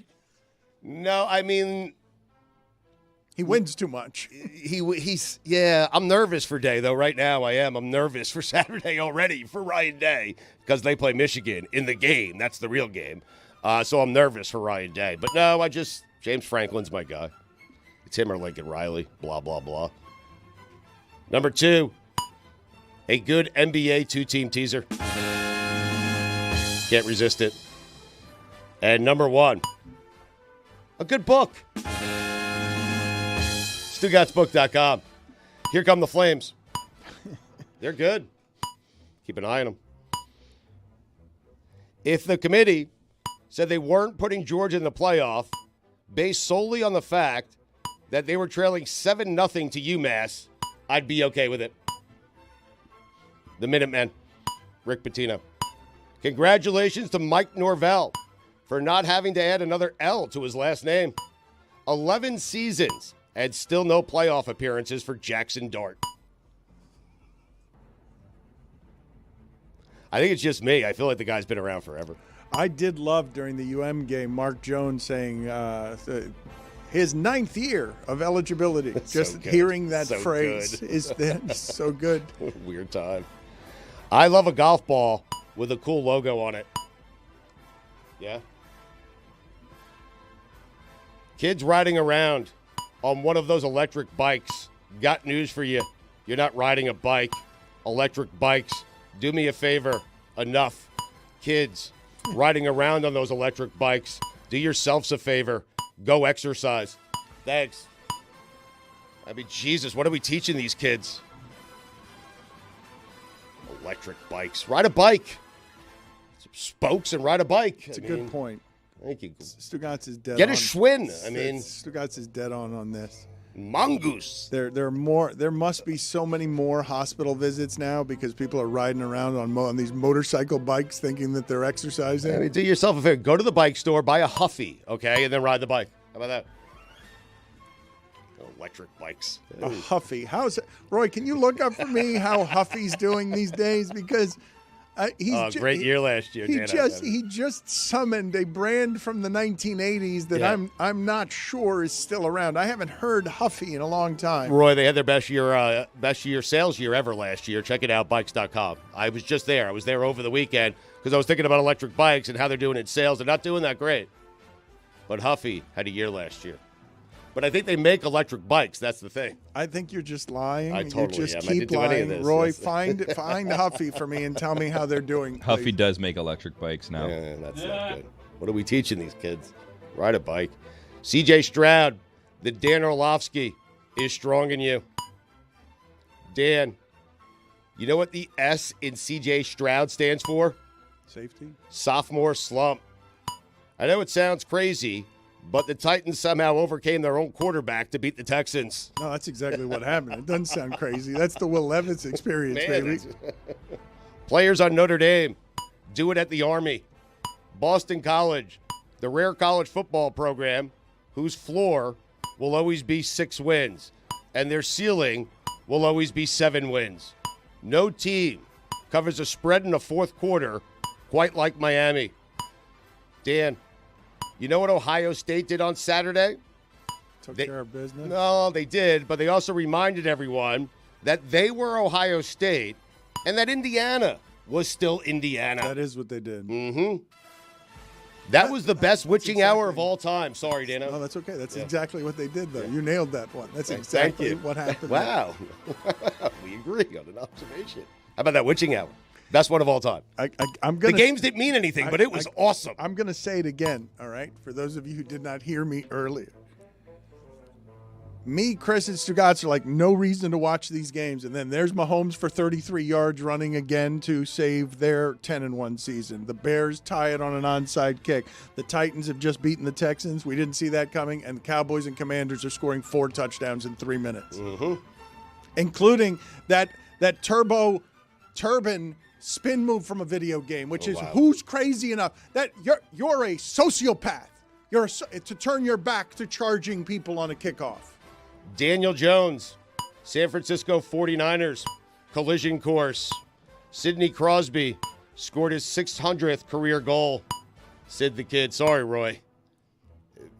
He got in a fight It over was the worth weekend, noting, too. Roy. I mean, Terrible. Sid got in a fight. He dropped the gloves. yeah. It wasn't great, but he dropped the gloves. Mm-hmm. He used to get in one fight a year. Now it's like one fight every 2 seasons. Right. Respect, though? I mean, No. the number one recruit in the country reportedly got $12 million to commit to Michigan. Hell happened to college football. Speaking of hell, Art Briles. Dan, those are the weekend observations. Was Tom Brady involved with that recruitment at Michigan? I saw some reports. A lot of people were apparently involved in that. It's a bold strategy. That's a lot of money for a high school kid, yeah. But that's where this is going to keep going if you make it no salary cap, free market. Hey, do you want to get good at college football? That was fun when we won the championship and we had Connor Stallions and Jim Harbaugh and everything else. Yeah. $12 million gets us back into that game? Okay, that's worth it. But I think Mike is right. That is a bold strategy. I'd rather see the kid play first, like what the Canes did with Cam Ward. I'd rather know he's going to be good than guess if he's going to be I good. think you could look at what Tennessee did in that they paid their quarterback a lot of money with the hope that he would be there for 4 years. And you realize that if Tennessee maybe changed their approach and got like a Dylan Gabriel or a Cam Ward, Tennessee's probably national championship good. If I may, just real quick, because I love this part of it, and I understand that we're galloping on, like, that the sport keeps growing, and there are rules, but we're kind of throwing everything we used to do out and doing it differently now. You do understand that if boosters think they can actually buy themselves into this game, there's no keeping this part of it down. Like, this is anybody who wants to get in the game, who wants a quarterback.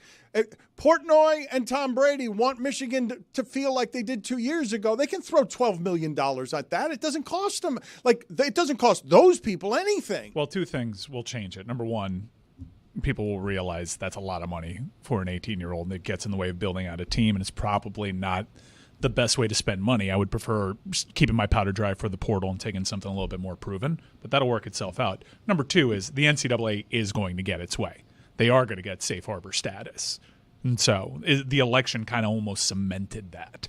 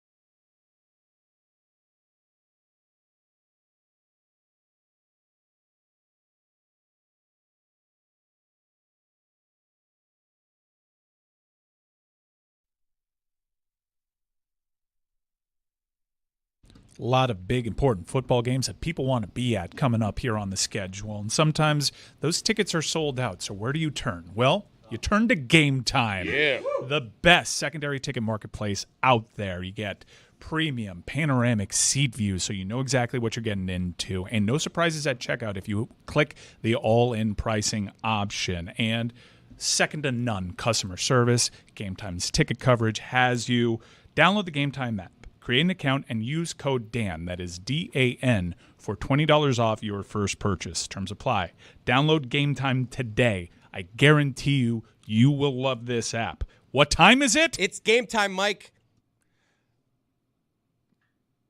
I didn't was think answering your his question. timing was great Huh. there. Weird. Very It made abrupt. me uncomfortable. Usually says the way Chris, that, the and- way that For the you last said week that. or so, I've gone like, game time. I was like, how can I change this up? I'm trying to keep it fresh. And it's like, me and Mike time, Mike. Me and Mike are having ad sex, But okay? it- I'm trying to keep it no, fresh. but it sounded like someone had prodded you with a hot poker in the nether regions. Like it was weird the way that you said that. You weren't enthused about Game Look, Time. if I would have just done game time, you guys would have just No, that would have been good. I thought that's what we were He was doing. plenty enthused about the sponsor. thought How can that's you what not we were be? doing. Because it's the best out there. Mm-hmm. Also, he might just be a little rattled because I told him about the coffee table. All right. Oh, Holy boy. cow. Wow.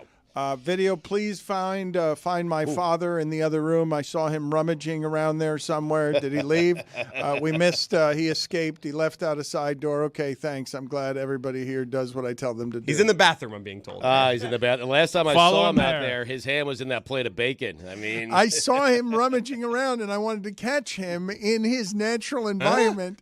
He loves coming around and just eating Fig Newtons.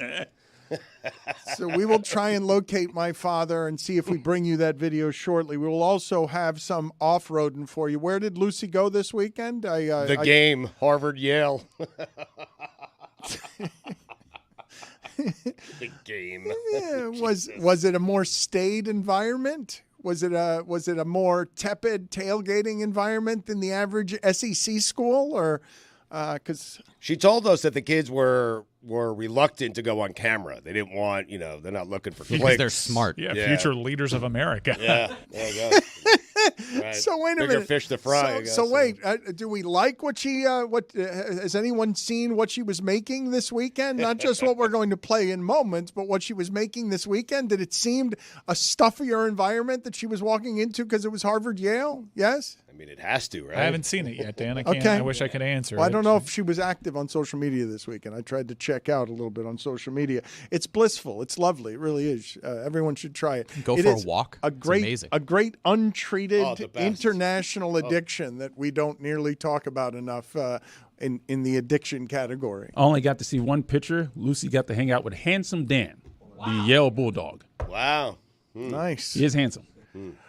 Let's get in a moment to that sound. But before we do that, Stugotz, I want to get your thoughts on something here. Did you see how everything ended in New York with the Giants on Friday?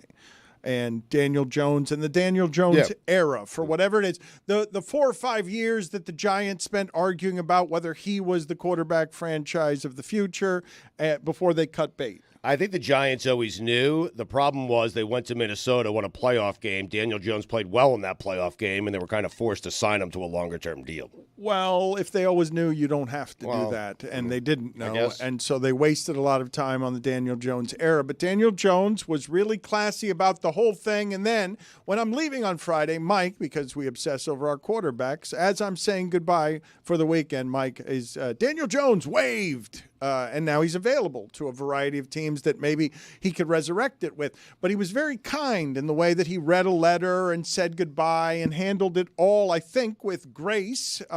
And so Daniel Jones had a career where he made a lot of money and had very little success and somehow leaves New York kind of unscathed. And so L. Duncan was making fun of, I guess, the way that he read his goodbye to the fans at a press conference. And let's hear that sound.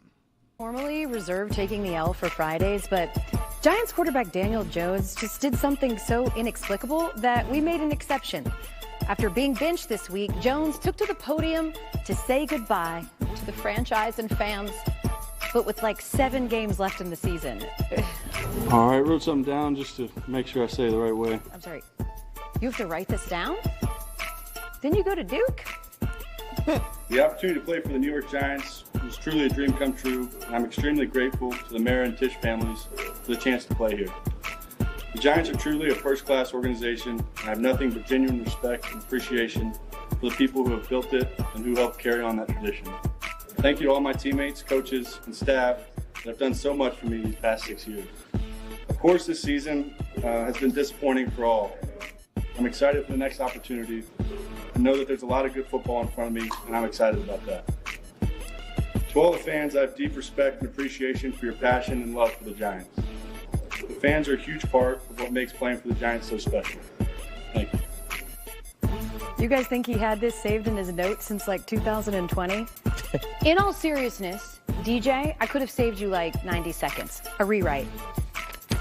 Sorry you paid me $108 million for one playoff win, and I look forward to reviving my career as Brock Purdy's backup. The end. Not a bad landing spot. God damn. So that was the response of Rich Gannon as well on Sirius XM, and I'm curious what Stugotz thinks of everything that I'm putting in front of you here, because Rich Gannon does a show with a gentleman I think named Bruce Murray on Sirius XM. Murr. And they were really precious about what L had done to Daniel Jones there. They got upset by this. So watch Bruce Murray ask this question of Rich Gannon, former MVP of the league, and then I want to get your thoughts on this back and forth. You know, we all fall into the trap of going after the lowest hanging fruit. But I take issue with a female on ESPN who goes by the name of L. Duncan, and I went to her Twitter feed to see if, since this controversy has erupted, if she provided any kind of apology, which she hasn't. You can check her out on Twitter, at L. Duncan ESPN. Why bother? When she went yesterday, and after Daniel Jones produced a heartfelt news conference saying goodbye to the New York Giants, and as you said, Rich, was accountable for the failures that he was part of as he moves on to the next stage of his career, and she decided to mock that. Not just the performance, by the way, on Sunday, but the individual himself, to the point where he said, I wrote these words down because I wanted to make sure I shared them properly. You're emotional. And she said, oh, I thought you went to Duke. You had to write them down? And then she went on to say, I could have simplified it for you. I stole your money or something. I won one playoff game. This is from an organization, by the way, who's firing people left and right. And I wonder how she would take kindly if we made fun of her colleagues that are getting fired right now. I wonder how she would take it if she got fired. So that was the question that he sent Rich Gannon's way. I mean, who takes getting fired well? And here's Rich Gannon to protect as well the precious Daniel Jones. And, you know, here's a quarterback, Bruce, that came to the Giants, was not an easy situation, went through coaching changes, coordinator changes, system changes, and, you know, just hasn't gotten the results. And yet he stood at the podium yesterday, and what a class act. He just basically accepted responsibility for his part in it, said he could do better, he could play better. And then you have somebody, and by the way, I don't know who L. Duncan is, Bruce. I don't know that anyone even really watches SportsCenter anymore, and so I don't spend a lot of time at that channel. But here's a gal who's obviously never played the game, but she's going to say something really negative and nasty about somebody who just lost their job. I think that they're better than that, and hopefully she gets reprimanded by her bosses there to say this is not who we are. He also reprimanded. He also said as they went to break, Rich Gannon said, "I'm gonna call Daniel Jones." Give him a call to look at me, Louie. I'm all for it. Let's be more gentle with the athletes, sure. But Daniel Jones is where we're going to start with it. Like, it was awfully soft. Like, he was terrible as their expectations quarterback. He won a playoff game, and they gave him a ton of money. And did you see what Saquon Barkley did last night? Now, if Barkley's still with the Giants, it wouldn't make a difference. But your larger point is. But I'm just surprised by the amount of holding him like a Fabergé egg when I didn't think we got that in that market. Since 2017, the teams that have lost the most in that sport are the Giants and the Jets. He was drafted very high. He was an unpopular pick. He was thought to be a reach, and he wasn't a very good quarterback who ended up getting a good amount of money that at least in part is the reason that Saquon Barkley now plays for your division rival. It was a disaster. Like, I'm all for let's be more gentle. I'm just surprised that he reads a letter and that's what gets gentle. He won a playoff game that unfortunately set the Giants franchise back about a decade. But he is being treated well on the way out. You know, Dan, he's doing this at the same time that Aaron Rodgers is playing quarterback and making a stink of everything in this city, and Daniel Jones just flying under the radar. He knows the fans aren't happy. He knows the organization's not happy, and yet he still found it within himself to step up to a podium and deliver it. He wrote it down. That's fine. Went to Duke. I understand the shot there. But he wrote it down, and he gave a heartfelt apology about a team that has been very good to him. And so I think that kind of stands Billy out. questioned the heartfelt. When you write it down, it's put it on the poll, Juju, at Le Batard Show. Is it heartfelt when you're reading it? And when I heard what Elle did, which, by the way, happened before Daniel Jones got cut, everything that we actually experienced there all happened before Daniel Jones was actually cut on Friday, which does provide some interesting detail here. What Elle did there is what Stugotz does on our show routinely. Routinely. I think also part of this is that it's Elle that is getting this reaction, and there was certainly some there was a little bit of extra seasoning on what the two gentlemen had to say about Elle there, and I don't think that someone like Stugotz ever encounters that kind of criticism. Exactly. Just plainly, he just said, there's a female on ESPN by the name of Elle. You could have just said Elle Duncan. They also said a gal. Who never played the game. This is the part we're talking about. But I take issue with a female on ESPN who goes by the name of Elle Duncan. She could just be by Elle Duncan on ESPN. Well, the question is, what if Randy Moss said it? What if someone else said it? What if Rex Ryan said it? What if a guy said it? And intentionally gave out her social media handle so his listeners can force feed hate her way. I just simply wanted to point out I wasn't even – why you guys got to put gender in everything? Sorry. He started it. I'm just teasing you. That's my job. I usually do that, but I just heard the way that our show sounds because yes, of course, you guys are obviously right. Don't make it gal, don't make it female. That's correct. Everything that you're saying. I'm just still surprised though at the precious taking care of the Giants quarterback. Like that's not what Eli Manning played under in terms of scrutiny. The franchise, New York football, is the worst in the sport. Let me explain to you what it is, if I may, that we're presently watching with the Detroit Lions, because 20 years before Greg Cody was born, they were also 10-1. The Detroit Lions are ruling that sport with the positive story, Stugotz, of dragging everybody. They're the worst franchise in the history of the sport. In our adult lives, there has been no worse franchise in football than the Detroit Lions. They've got the best team in football. And over the last 8 years, the thing that has lost the most in the sport is the Giants and the Jets. The Jets are an international laughingstock. Aaron Rodgers is probably going to be put on IR here, according to Diana Rossini, or benched in the next couple of games. Or released also came up as a thing, which is crazy. Mm-hmm. Is Ryan Tannehill never going to play again? Because like everyone's just, Ryan Tannehill's going to come in, he's going to take over a team at the end of the year, he's going to lead them into the playoffs. It's like, well, no, now people are going to be fighting over Daniel Jones and possibly Aaron Rodgers. Right. Tannehill just waiting for the right opportunity. He waited too long. Yeah, he did, actually. Now Daniel Jones is out there. It's like, shit. Right. With the Niners. Everybody wants in the Daniel Jones game because we've all seen that he's athletic and he can run a little bit. And he won a playoff game. And he's got accuracy. But I would ask you all, what do you make of Saquon Barkley last night? And what do you make of what Saquon Barkley looked like with the Giants? As neighbors, you heard him after the game. Let's get that sound here because already, Stugotz, I think we can all agree. We've seen enough. We didn't need to see that much. We all know Neighbors as a talent is somebody who's one of the best receivers in the league, correct? So that's fair. We saw that immediately, even playing with Daniel Jones. But with this guy got for Daniel Jones, Stugotz. Like, Daniel Jones is now out with the Giants. Well, you remember the video. Joe Shane wanted to take a quarterback, the Giants general manager. They ended up taking Neighbors, though, because they're stuck with Daniel Jones. Well, they were stuck with Daniel Jones. Now they start over and will look for a quarterback. But here's Neighbors after the game yesterday as they get dragged by the Bucs. Go out there first, second quarter, don't get the ball, start getting targets at the end. I mean, can't do nothing.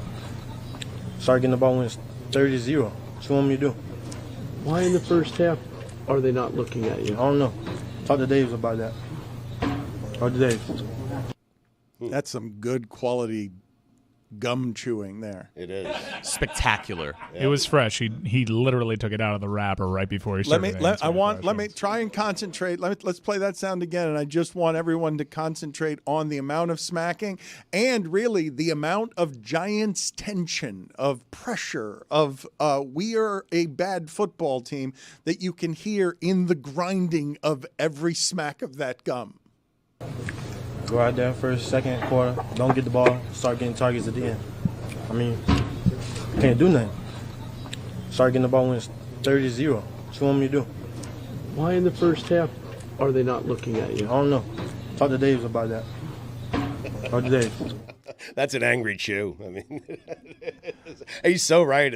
It's such a good quote. I can't do nothing. What you want me to do? At 30-0. I mean, yeah. As Baker Mayfield is mocking your Italian quarterback, and the highlight of that game. By the way, this celebration. I love him. This made me laugh for a couple of different reasons. Not just because Baker gets to enjoy himself, and it's just fun watching him win, and it's more fun watching him with Mike Evans back. He held them afloat while all their skill position guys went down. It's just fun watching him play. He loves football, yes, man. It is fun watching him play. He got a stinger trying to grab the ball. And right before that celebration, what made me laugh is, so he's weaving through the secondary, jumps up in the air, and barely gets it over the goal line, lands on his back, and the ball off his stomach springs 10 yards in the air. Yeah. Like, as he barely gets over it. It might have been a fumble. It wasn't. They reviewed it, and he was a little bit over, but he was on his back. The ball springs up, and he immediately goes to mocking Tommy DeVito's celebration and doing the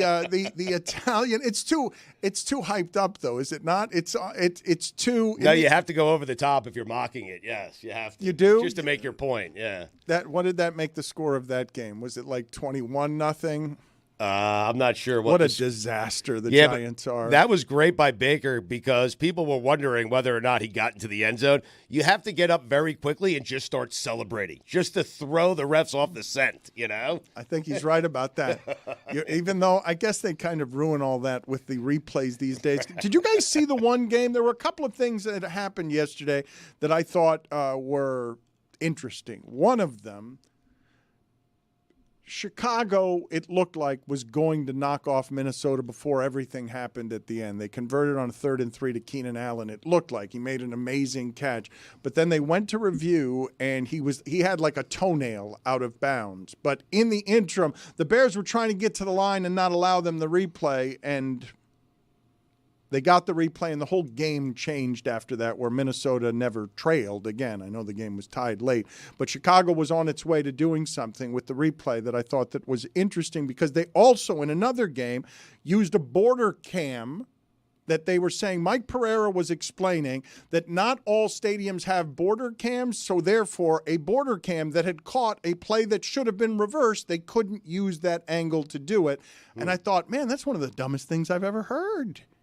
Like, you've got the technology to make it right, but because some stadiums don't have border cams, Pereira was explaining, then you don't get the border cam as part of the review. What's the dumbest part of that? That not all the stadiums have it, or that they just wouldn't at least take? Not all the stadiums having it would be the dumb. Well, no, but I would if you say, have it, though, I mean, no, but I would say that the dumb part of it is you've got proof that something should be overturned, and you can't use it as proof because not all stadiums have a border cam. That, when he said it, I'm like, that can't be true. That cannot be something that they're deciding not to review because of a border cam situation. I immediately thought that that's something that couldn't be so. But if Pereira at this point has the credibility that you assume if he's saying it, it's just so, correct? He does have that credibility. He doesn't get these things wrong. So then how the hell does that happen? How the hell do you have the proof on something in a border cam situation? I didn't think I'd be talking this much about border cams today. Interesting, yes. I didn't. Right.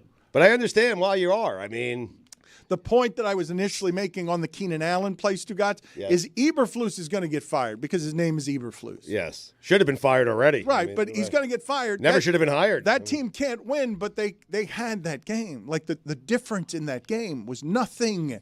It was the play I'm talking about is an amazing athletic play that looked like a catch to everyone involved, and one toenail was out. And as they tried to rush to the line to get the playoff so they couldn't do it, in a moment of good coaching, Minnesota stopped the play. It's a game of inches, Dano. Well, it's not just a game of inches. Those 3rd and 4th downs become so important that it's the difference between Chicago being 4-7 and 7-4. Like, they've lost 3 games like this. We'd be talking about Caleb Williams totally different, even though he's getting sacked 8 times a game. The Bears are 5-18 in one-score games under Matt Eberflus. Oof. Wow. I mean, awful. He's been in that many, huh? Pretty crazy to think. But, like, I could say the Dolphins have been in an equal amount of close games, but them you want to write off, but the Bears are close to being good. Like, what does that mean? I can't figure you out. The Chiefs have only played close games for the last 2 years. That's our point kind of with all this, that every team, these teams aren't that far apart. And, like, you know, I want you to believe in the Dolphins, Dan. That's really what's at the crux of this. He's not going to do it, man. I do love that became about the Dolphins. But it's not that I don't believe in the Dolphins. Chris, I will say to you, their offense is a special thing when they're healthy. That's not up for dispute. They're going to score about 30 a game if Tua's okay, but the whole thing's built on something fragile. And beyond that, they're going to have to go on the road and win 3 of these games. Maybe they win out and then get a home game, but you're going to have to win 3 road games. And so while I want to believe their offense can do something that would be a reason for hope and that they would be closer to what it is that they were last year than what it is that they've looked like this year, I just don't believe that they're as good as the best. And I don't know how many different times you want Buffalo to prove that to you. I think to Billy's point on this being Tua's biggest game of his career, more so than just the playoff implications, I want to see Tua play well in the cold. If he plays well in this game against the Packers, that will at least give us something to be like, okay, maybe he can do this down the road. You need proof. So it's just like, so there is value in this game of just show me you can play well in the cold. But can I ask this question and just, I don't know if it's a stupidity to ask you this question. The way that they play offense, if it's cold and windy, right? Not just cold, but if the elements are actually something that affects play. By the way, it's going to be cold and rainy and windy in Green Bay on Thursday. Are you sure rainy? I thought it was supposed to be dry but very cold. I see rain. Okay. They also have been playing offense differently as of late. Like, they haven't been just throwing it over the top because that's been taken away from them. They've been doing a lot of shorter passes. They've been kind of getting what they've been given. So their offense isn't exactly the same as it was last year, which may benefit them in the cold. To Billy's point, Tua has the lowest average depth of target in the NFL at 5.6 yards. He has the quickest average release time. He's one of 4 quarterbacks averaging a positive EPA on throws behind the line of scrimmage, and they've been able to attack the middle part of the field a lot better with, medium level passes as opposed to just bombs. Tua, since returning, hasn't thrown an interception on a pass over 15 yards. So they're using the shorter part of the field. They're using motion a lot more, and they're even able to establish passes that aren't just over the top. That should help in the cold. All of that was per the Ringer. But to Dan's point, we're asking a Dolphin, and it's asking a lot. Do you have confidence? Now, I'm fine with it. I just want them to get to the playoffs, because you get to the playoffs, you have a chance. But they're going to have to go on the road and win 3 games against like Pittsburgh, Baltimore, the Chiefs, Buffalo, something like that. All outdoors, all cold weather places. Let me do it another way, though, okay? Because you are right. They have been creative over the last 3 games, playing subpar teams over the last 3 games. And playing at home. Yes. But the question that I haven't fully gotten out to you, because, yes, they are playing differently the last 3 games or 4 games, using motion, shorter stuff. Last year, he got rid of the ball just as quickly, and they had they had per yard more downfield throws last year than this year.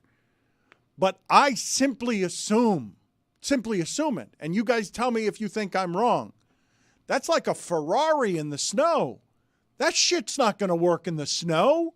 That stuff, if it's windy out there and everything is on timing and everything else, I don't believe that whatever that thing is going to out-physical what Philadelphia and Detroit are. I know they're in the other conference, Right. but how they're going to play in the snow, or for that matter, how Baltimore and Pittsburgh are going to also going to play in the snow, because they're not as precision and timing oriented, and so therefore, in perfect conditions, yes, of course, healthy, that's fine. But now I make it something that's slop. I assume it doesn't work in the snow. It's never mind that I need proof. I'm like, that shit's not working in wind. So I agree with you, which is why Chris is intrigued by this game coming up, because he needs proof. He wants to see them do it. I agree with you. But you also understand that I'm saying Josh Allen works in snow. Yes, of course. And it works in the sun as well. It works when he's playing outside of the snow, too.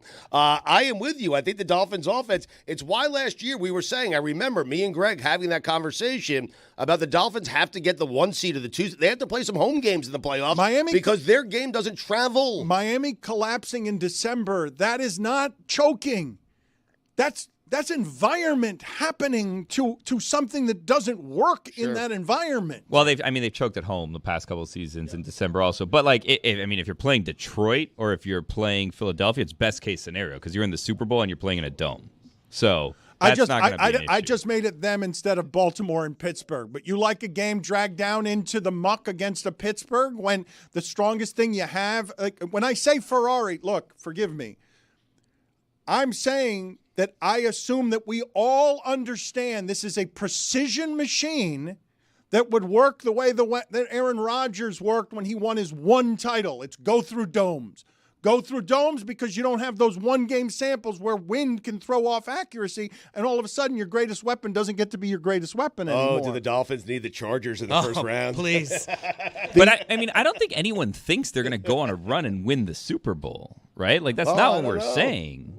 I think that you're just excited with the way the team is looking and think there's a chance to make it to the playoffs. And again, like, what is a successful season? Because if they win a playoff game, granted, it's not the Super Bowl that you were hoping. That's but success. It is a step forward, and you don't want it to end there. But where are you on this? I want to pin you down, and I want to move this off. I want to move off this subject. Yes. I'm trying to pin you down. No, you. What do you mean? I've been pinned down No, already. you can't even tell us what a successful season is. Baby. I thought this season was about getting to the Super Bowl. I thought that's what we were all doing. I thought But we then were all lost your in. quarterback. But I thought we were all in on contracts and everything else, that this year was a Super Bowl season. Who is pinning who in? Yeah, let's all pin each other. Right. What's happening here? Well, I want to pin Billy in on the idea of, he has told us, and he's enthusiastic now. He says they're in the mix. He's been saying for 3 weeks, even when they were 3-6, he was saying that they're in the mix. They were. Right. Is this you pinning him? What are we doing? I'm pinning confused. him? I'm confused. I feel like I'm going to be misrepresented here. You pinning him in or down? Yeah, I'm going to pin him in and down. Wow, both. Friend of Dorothy. I kicked out. You're in a bad mood today. No, it's just, I want him publicly on the record, because this is what happens. He's like you this way. He says things and then denies that he says them, and then we have to go look it up. But so I want to get you on the record with where you are, because you're making me, Guy, I remind you, I'm not allowed back on the bandwagon. Correct. You kicked me and Jeremy off of this bandwagon because of how it is that we reacted to Tua's last injury. You told us we can't be a part of this, and everything you said was going to happen has since happened, where the Dolphins have won those games, and it's a back in the mix conversation. So what is a successful season to Billy Gill? What is Billy Gill saying the Dolphins are going to be, as opposed to pinning me down and in? Wow. What do you think, in and down? I mean, if they're able to make it into the playoffs from where they were, I think that's a good season. It's very disappointing from where you were at the beginning of the season, but to turn it around and make the playoffs, I think would be a good season. Then once you get there, you want to see them take another step. Now, unfortunately, like on their timeline, you're kind of running out of time here with this core of people. So you need to do more than just win a game. If they get in, they could potentially be on a run. Like, I think best case scenario with the way the AFC is right now is you get Kansas City. Like, you have Buffalo jump Kansas City, and you get Kansas City in the first round. Because we saw yesterday, I mean, the Panthers. You want Kansas the City? Panthers That's almost the team got you Kansas want. City. I love that we're back here again. You're not going to get right Denver in the for the first taking. round. We're talking about 3 seed. We're talking about teams that could realistically be the 3 seed. You're not to going play to get us. Denver in the first round. I thought you were doing all of the AFC. No, I'm talking about first round to get round. a playoff We're win. gonna. You We did don't this want last Buffalo. Year. You're going to do this Do you want again Buffalo? with Kansas City? I'm asking you. Do you want? We're Dan, not saying we want Kansas City. We're saying of our options here, they seem beatable. Let me be clear. You guys are saying what you're saying. What I'm saying is I do want Kansas City. Oh no, That's the team wait that a they minute. I'm not doing Dan, this. they barely beat Carolina. Stugotz major penalty, 5 minutes for talking about the Chiefs.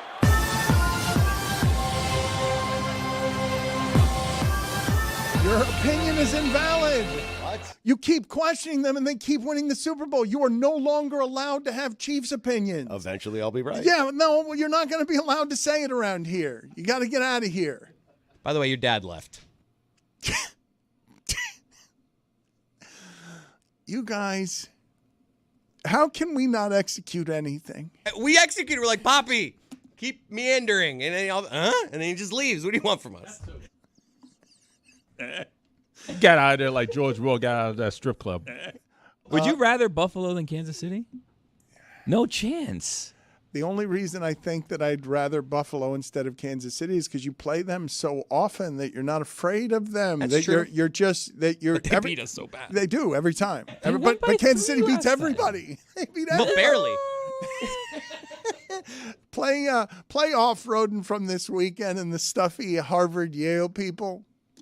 But the rumors are that Harvard is better than Yale just academically. What do you have to say about that? Come see me in the classroom. One-on-one in the classroom, note-taking contest, whatever class you want to take. I'll 1v1 you. Come find me in the classroom.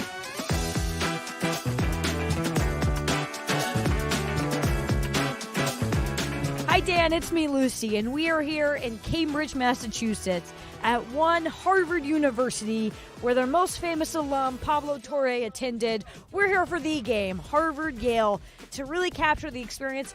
And also, potentially, if it worked out, it would be nice if I found a husband here. But we're here to work, both for our job and work to find a husband so I don't have to work anymore. How do you just feel about Yale? Who? Are people who go to Yale entitled or no? I mean, we're in New Haven, man. We come out of the slums, you know. Like people at Harvard, I mean, you got such nice buildings around. I feel like it's easy to take it for granted, you know. And how much do you hate Harvard? This much. They're cocky, they're pretentious, and their food sucks. Everything is about Harvard in Boston. You go to the airport, and it's all Harvard, Harvard, Harvard. There's more than Harvard in Boston. Harvard sucks. Okay. There's a reason you're interviewing us right now, right? Because you guys want to be the best of the best in your craft. I personally don't care that much. I'm more so here for the vibes. I'm here to make friends. Yeah. I think we need more peace and community, actually. So what's your record? So who has the Ivy League title already? Wait, so who has more Rhodes Scholars? Who has more Nobel Prizes? More Rhodes Scholars! Oh my gosh!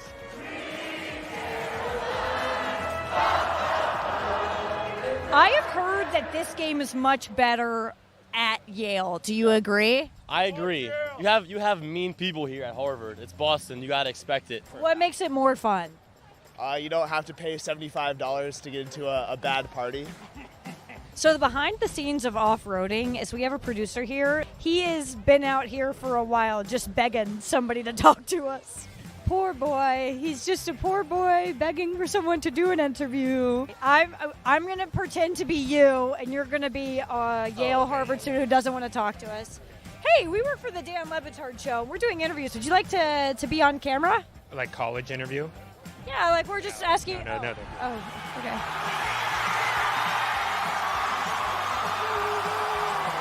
Is Yale a safety school? 100%. Some people just don't reach for the stars. Some people settle. All I'll say is once I found out I got into Harvard, I threw out those Yale essays. I didn't even apply. Safety school. Safety school. Safety school. How many kids do you think got denied by Iowa? Probably a lot of them. They probably all applied. Couldn't get in. What is the worst grade you have ever gotten?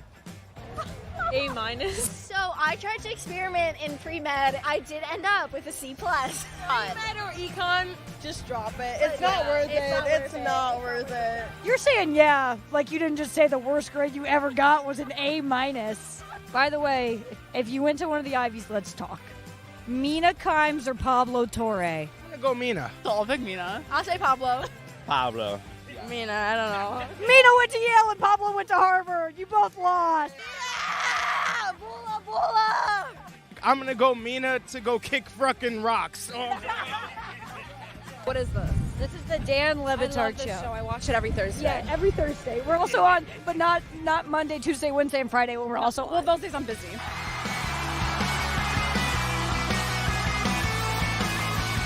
Dan, these are the future politicians, congressmen, doctors, lawyers, CEOs of this great nation, and I definitely just saw one of them break their leg trying to storm the field. Harvard-Yale is actually pretty cool. It was actually a lot of fun. The vibes, they were electric. Next week, we're also going to the game. Michigan-Ohio State. Didn't find a husband here. Kind of a bummer, though. He's probably in a Princeton tailgate or something. I don't know. Do you like apples? Well, I got a number. How do you like them apples?